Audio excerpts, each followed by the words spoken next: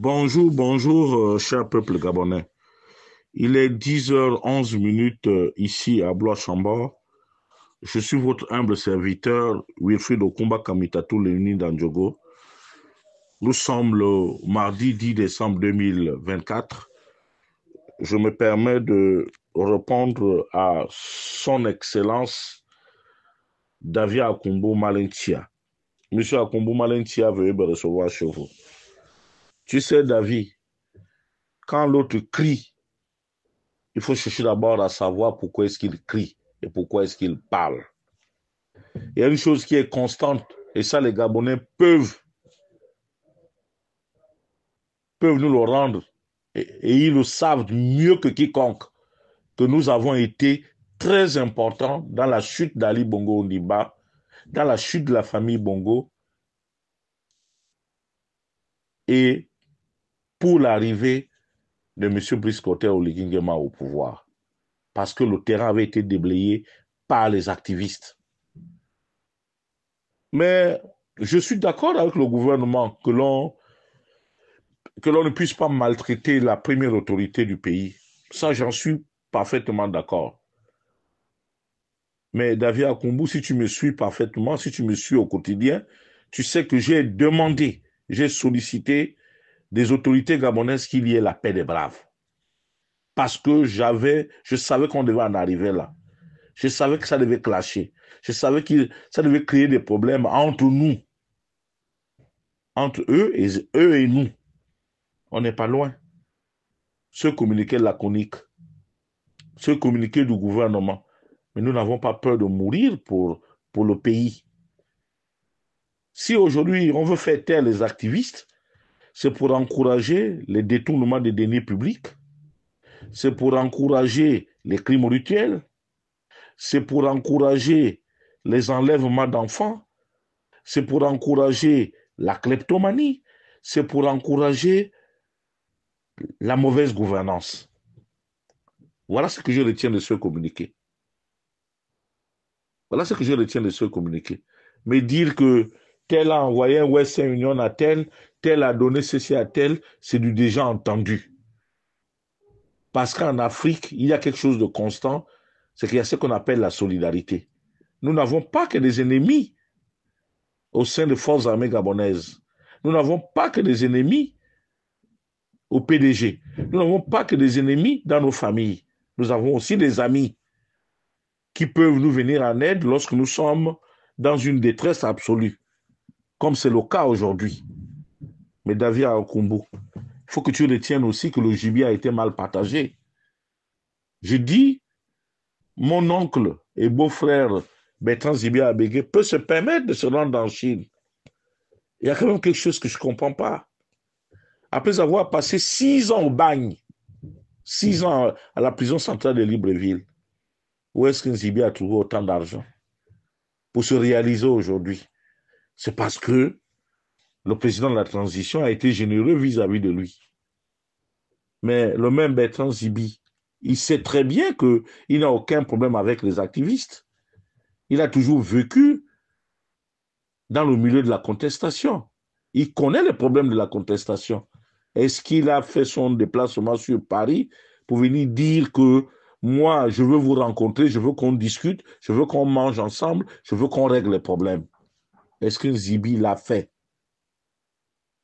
Aujourd'hui, nous constatons que mon beau-frère et ami Zibi se permet de menacer d'aller nous porter plainte devant des juridictions à Libreville.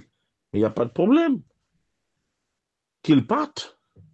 C'est son droit le plus absolu. Ce droit-là, il est inaliénable. Parce qu'on dit souvent que là où s'arrête ta liberté, c'est là où commence celle des autres. Et M. Bertrand Zibi est bel et bien libre de faire ce qu'il veut. Quant à M. Pierre-Paul Maringonjou, il faut qu'il comprenne que si jusque-là, nous n'avons pas déversé la bile sur lui, c'est d'abord parce que nous respectons M. Zachary Mboto, qui est son beau-père et père. Et parce que nous respectons la mémoire de Mme Zachary Mboto, tante Marie. Et parce que nous respectons Ya Chantal Miboto. C'est pour cela que nous sommes restés bouche cousue depuis hier soir. Nous n'avons pas voulu l'affronter sur la place publique. Rien que pour ça.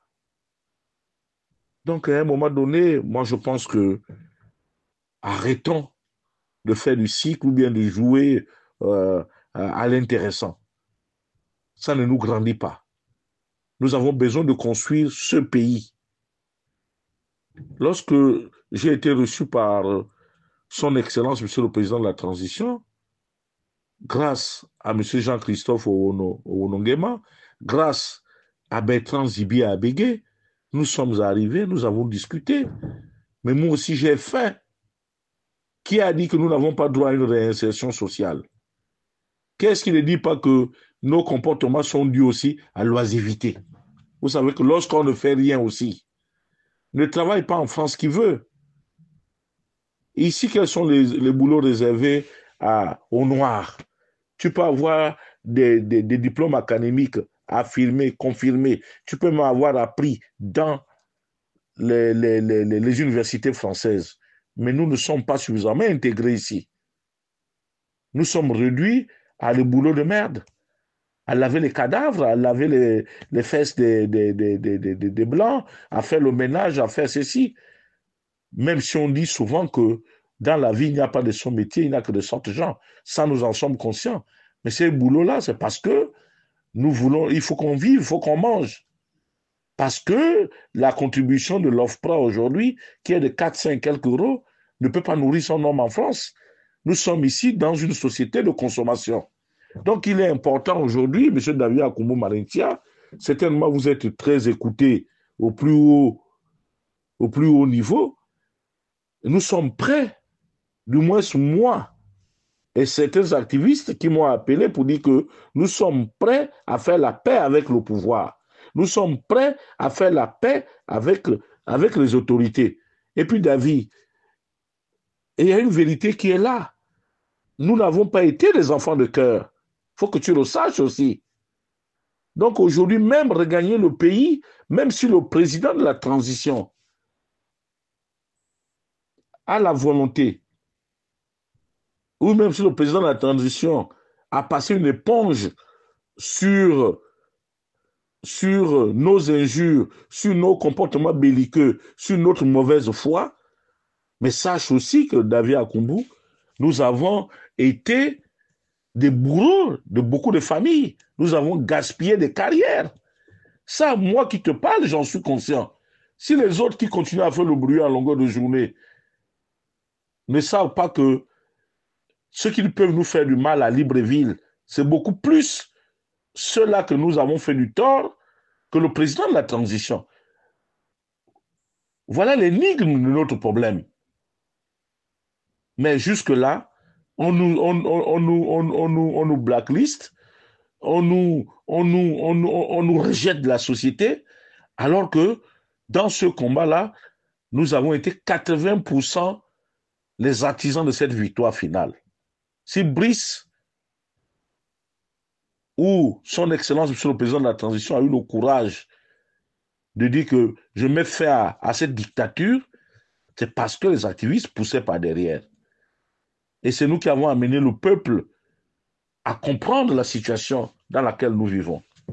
Mais vous n'allez pas aussi nous demander, oui, on peut nous demander d'être tendre avec le président de la transition, puis c'est la première autorité, mais vous n'allez pas nous demander d'encourager les détournements des deniers publics, Monsieur David Akoumou Malentia. Vous n'allez pas nous le demander. Vous n'allez pas nous le demander. Et nous estimons que, je me permets de te le dire, en te regardant les yeux dans les yeux, en disant que le président a été injuste avec nous. Il n'a pas eu de la considération pour nous. La considération, c'est déjà de discuter avec les gens. La considération, c'est déjà de prêter attention à eux. Mais je peux aussi dire qu'à son corps défendant, c'est son entourage. La plupart des gens qui sont autour du président de la transition, ils ne nous sont pas étrangers. Ce sont les gens qui ont été dans la résistance, pour la plupart avec nous. Donc tout ce qu'on se disait dans la résistance, ce n'était que du mensonge. Lorsqu'ils ont été cooptés par le président de la transition, ils sont allés là-bas, ils sont allés verrouiller, ils sont allés salir les autres. Ils sont allés salir les autres. Je sais ce qu'on est allé dire au président de la transition sur ma personne. Le jour qu'il m'a reçu, il m'a parlé, mais je suis resté courtois et respectueux à cause non seulement de ce qu'il est devenu, de l'autorité et du statut qu'il représentait. C'est pour cela que je n'ai pas voulu échanger de manière dure et de manière frontale avec lui, avec son excellence, monsieur le président de la transition. Parce que, quel que soit son jeune âge, c'est lui que Dieu a touché. Comme on le dit chez nous, que tout pouvoir vient de Dieu. Donc, pour moi, c'est ce communiqué. Oui, on vient d'arrêter Wilfried Okumba Kamitato Leni Nanjogo. On vient d'arrêter Jonas Moulenda. On vient d'arrêter Thibaut Adjatis. On vient d'arrêter Greg Geno. On vient d'arrêter Aimé Victor. On vient d'arrêter Bandeko en chef. On vient d'arrêter Owana Winche. On vient d'arrêter tout ce que l'on voudra arrêter. Les Dana, les autres, partout. Comment on appelle ça? Ma petite sœur Néline Bima, alias princesse de Souba, on viendra nous arrêter. Mais après nous, d'autres sortiront du bois. Donc, pour régler les problèmes, il va falloir que nous nous asseyons. Et c'est pour ça que j'ai lancé cet appel de brave. Malheureusement, David Akumbu, quand l'autre lance une idée, ici au Gabon, on a toujours pensé que tout se monnaie et tout n'est qu'argent. Alors que là, il y a un problème de sécurité sociale qui est là. Il y a un problème de sécurité publique. Il y a un problème de consolider le pouvoir. Il y a un problème de s'asseoir pour reconstruire un pays, comme nous le demande Brice Clotaire Oligui Nguema. Voilà. Et tu sais mieux que moi aussi, David Akumbu. Tu es en pleine errance parce que la justice n'a pas été tendre avec toi. On a récupéré ton domicile, les efforts de ta vie pour remettre à ta copine, à ton ex-femme. Aujourd'hui, tu es sans domicile fixe. Mais tu te permets quand même de venir nous donner des leçons, alors que nous nous apitoyons sur ton sort. Est-ce que le pouvoir a pu bien regarder cette affaire, récupérer cette maison, la mettre en vente et vous départager en vous donnant chacun sa part d'argent? La seule chose qu'on a trouvé à dire, c'est que tu avais tort parce que tu as construit sur la parcelle de ton ex-épouse et que la parcelle n'était pas à ton nom. Là-dedans, il y a quand même une affaire de jurisprudence.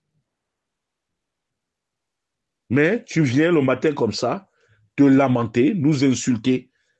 Lorsque voix Chambrier épouse Mandi, délabre la CNAMGS, vole l'argent, au vu au sud de tout le monde, incapable de payer les pharmacies, incapable d'assumer les évasades, les évacuations sanitaires à l'étranger. Lorsque la Gaza est dans les mains d'un apprenti sorcier, quelqu'un qui, toute sa vie, a passé son temps à tricher au ministère des Transports, à faire des faux permis. Aujourd'hui, nous avons les routes les plus accidentogènes du monde à cause de ces faux permis-là. Mais on prend quand même la Gaza. On donne à Kabounou Anatole. Ça, nous n'avons pas le droit de parler. Nous n'avons pas le droit de parler parce qu'il n'y a que vous qui devez parler. Il n'y a que vous qui avez droit au chapitre. Il n'y a que les ministres qui ont droit au chapitre. Je dis à un moment donné, arrêtons. Mais qu'ils viennent nous arrêter. Il n'y a pas de problème. Moi, je suis prêt à me rendre. Je suis prêt qu'on vienne m'arrêter. On n'a insulté personne. Depuis des mois et des mois, j'attire l'attention du président. Mais là-bas, on nous présente comme quoi? Comme des délinquants, comme des gens qui ne peuvent pas apporter quelque chose à leur pays. Mais le président a bien nommé tout le monde. Il a nommé les voleurs, il a nommé les assassins, il a nommé tout le monde. Qu'est-ce qu'il nous a proposé, lui? Même ce qui peut nous revenir de droit, c'est-à-dire que le CGF, on bidouille les élections. Aujourd'hui, à côté de Oligui, il faut avoir un parent. Tu n'as pas de parent, tu n'as pas vos chapitres. On est revenu à la case départ. Mais c'est ça là que nous dénonçons. Mais nous n'avons pas, moi, en ce qui me concerne, je considère que M. Brice Clotaire Oligui Nguema, il est le président de la République. Mais en termes d'âge, j'ai vu le jour avant lui. Donc, ces femmes sont mes belles-filles. Qu'il couche avec X ou Y, ça, c'est pas ma tasse de thé. Ma tasse de thé, c'est qu'il puisse aider le Gabon. Mais aujourd'hui, comme hier, j'ai toujours attiré qu'il faut rééquilibrer. Nous sortons d'un référendum où les Gabonais se sont exprimés. Le taux d'abstention, bien qu'élevé, et puis le baromètre de nos élections au Gabon, c'est où? C'est la France. Mais s'il y a eu un chef d'État, même s'il est patron d'une junte au pouvoir, s'il y a eu un chef d'État qui a mobilisé près de 10 000 Gabonais lors de son arrivée ici, en France, c'est bien M. Brice Clotaire Oligui Nguema.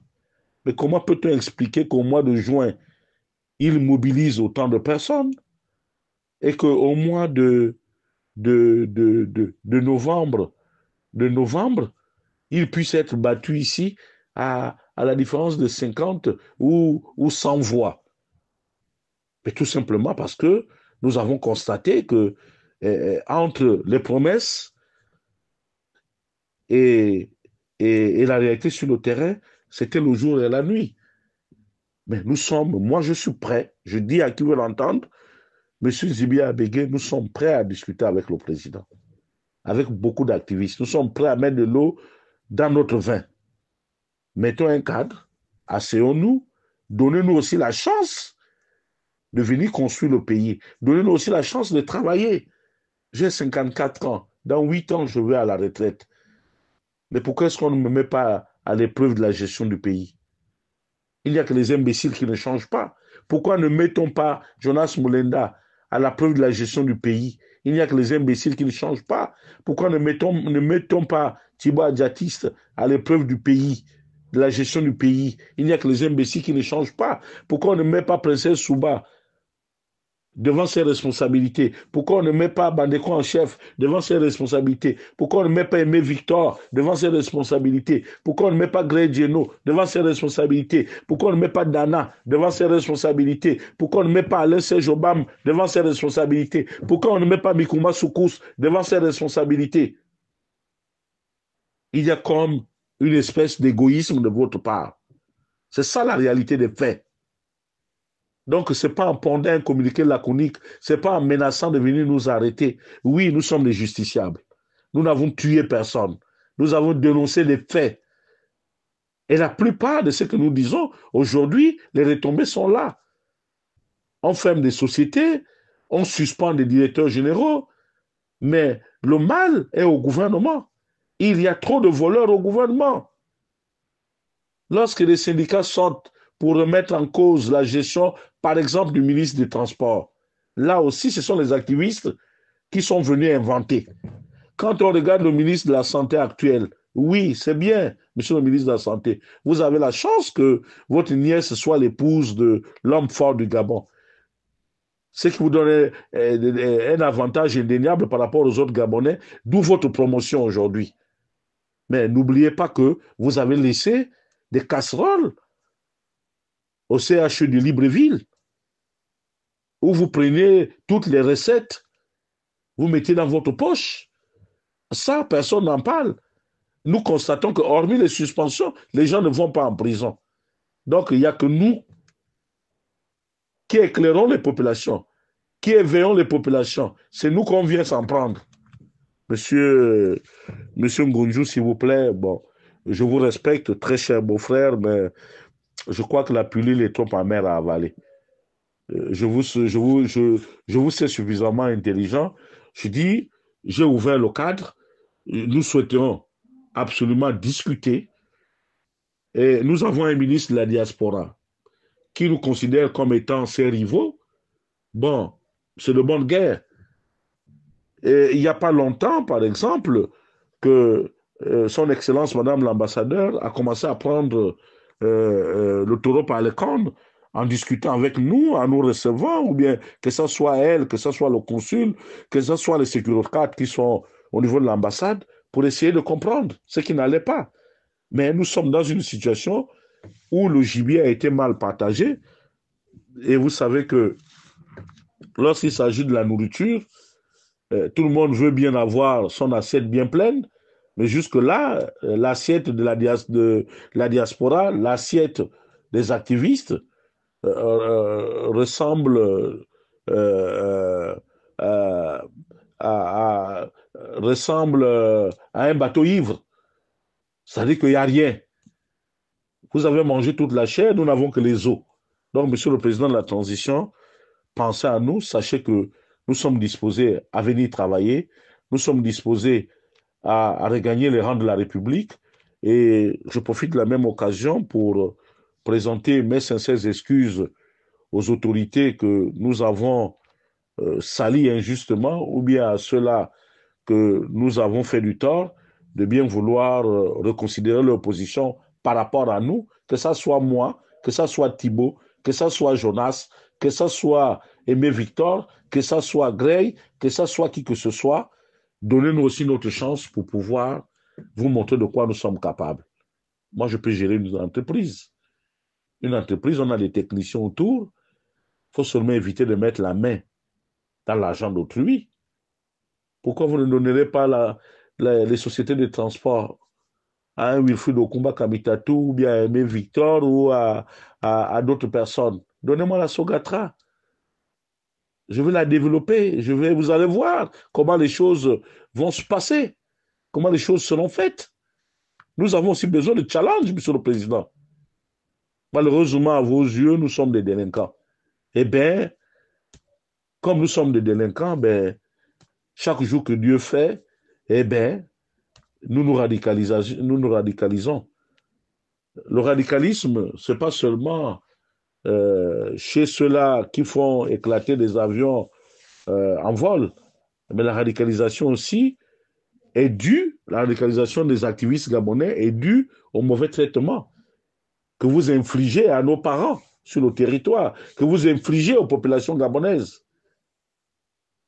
Donc, Monsieur le Président de la Transition, qu'il vous plaise de bien vouloir aller jusqu'au bout de votre logique. Au-delà des suspensions des directeurs généraux, nous aussi, nous voulons les voir en prison. Ça va décrisper un peu les litiges que nous avons avec votre gestion. Mais nous n'avons rien à vous reprocher. Vous nous avez libérés, nous vous devons cet acte héroïque, mais ça ne veut pas dire que vous avez aussi le droit de nous piétiner. C'était Wilfried Okumba Kamitatou Leni Dandjogo depuis Boula-Chambord. Je vous remercie.